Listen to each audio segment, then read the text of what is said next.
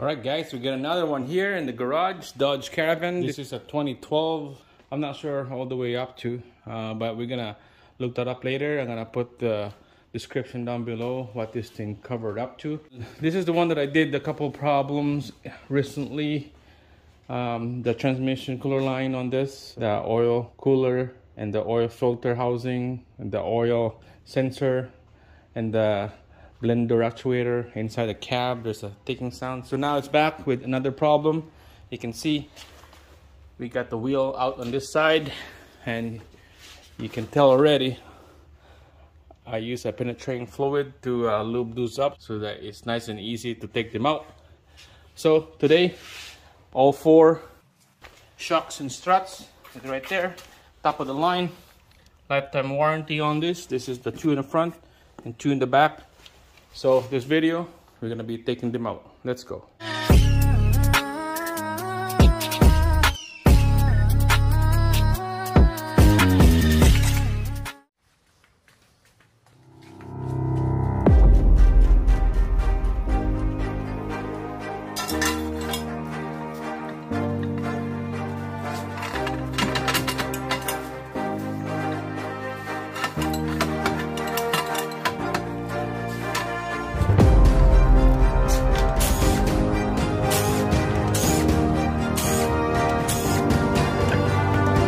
Alright, so you can see the owner wants to change all 4 shocks because this thing has been going in and out of the city, going off-roading, going in the back road in the cabin, lots of dirt and dust.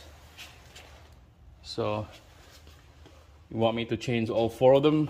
You can see by using the pry bar here, lower control arm, the puck bushing at the back. I'm gonna advise that to him that needs to be changed ASAP. It's not that bad. The bushing on the front, the ball joint is fine. Put a pry bar down and it's gonna rock it. See if there's any play. It's not bad. Sway bar bushing, it looks good to me.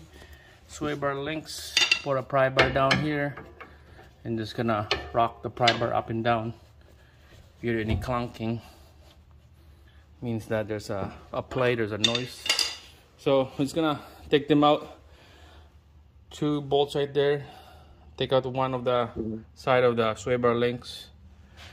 2 bolts for the cable and the hose for the brakes, ABS. And this thing will swing out. This whole knuckle, we don't need to touch the caliper brakes. Nothing, don't take those out. This will swing out, and then up on the hood. So we're gonna be taking out the cowling right by the wipers there, the whole plastic, because the shock towers is underneath those. So let's get started. All right guys, so the cowling here, there's a first layer. There's 2 layers total, so this is the first one. We'll take the first one out. This is the tools you're gonna need. Screwdriver, and there's a retainer hook with a 45-degree angle, like a couple tooths in there. Just gonna have to pry this one up high like that, and then a screwdriver on the edge. Looks like it's loose already. And then on the other side, I'll show you how this works on the other side of this retainer right here. Alright, there's that retainer I'm talking about. So it's gonna have to put the tool angle like that. There you go. And just pop that out just like that.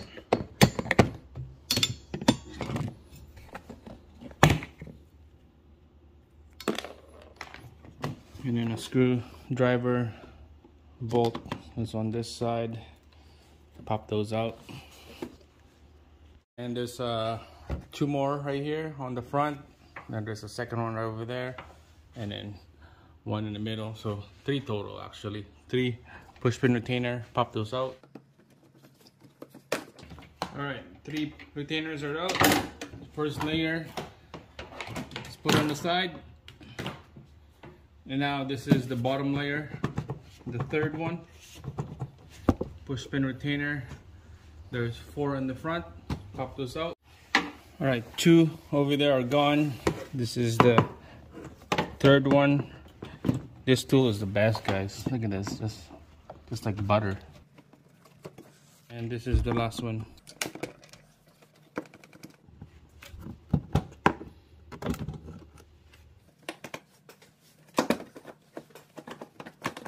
Alright, I forgot the bolt in the middle here. Looks like a plastic bolt retainer. Forgot to take that one out. So just gotta quickly spin those bolts out and pop it out. Okay, it's ripping apart. Alright, just quickly pop it off. Just like that.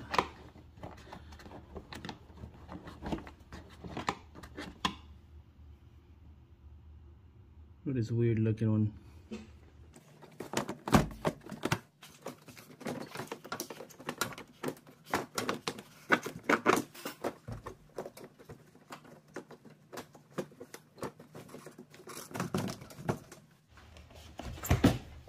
Alright guys, so just gonna have to push it in towards the passenger side here. They said you had to take out the wiper arms on this, but I'm not gonna take out the wiper arms. Just gonna have to push it this side. So what we need to do is to access on those shock bolts right here. We can see the 4 bolts right here now, and then this bar will have to come out, and then you can see the 3 or 4 bolts for the upper shocks, and then same thing on the other side. All right guys, there we go. So you can see that our cover right here is tucked right up on the top. Let's sit right there in the housing, and we have lots of room to work on this 4 bolts right here. Take out this upper strut bar going across.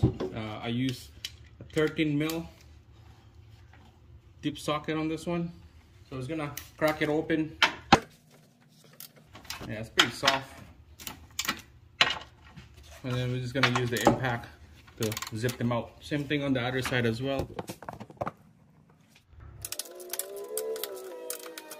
Alright, so we'll use the electric ratchet to get the process faster.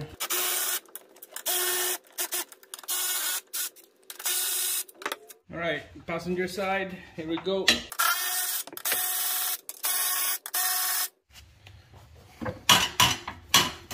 Alright, so there's a little plastic retainer down here.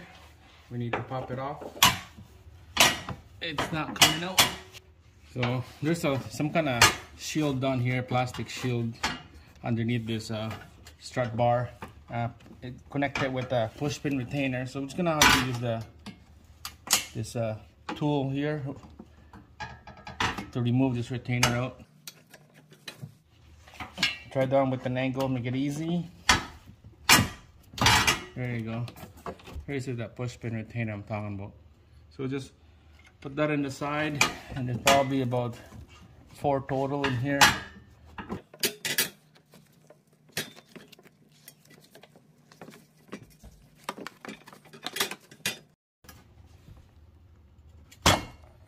There we go. Alright guys, so this is the shield I'm talking about right here, that attached to the strut bar. 4 holes for the 4 retainers. So that's out. You leave this one on there because the 3 right there, 3 nuts for upper strut bar is exposed. You can tell that's a factory color right there. Those are the marks that saying that never been replaced before. So we're gonna take those nuts out. Same thing on the other side. All right, penetrating fluid on those nuts. And we're gonna use 15 mil socket, short, with a flex head ratchet.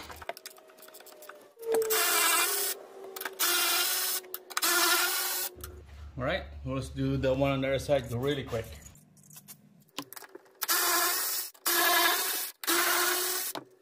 All right guys, so those are loose shock tower bolts. Same thing on the other side. So up here is done. Now we're gonna be working on the bottom. All right guys, so passenger side, got the wheel out already. Spray some penetrating fluid on those 2 nuts right here. Bottom on the shocks, upper sway bar links, that nut, and then the 2 bolts for the ABS wire and this hose. We're gonna be replacing those. It looks like this guy's gonna need the new brakes in the front. Must be the original one as well.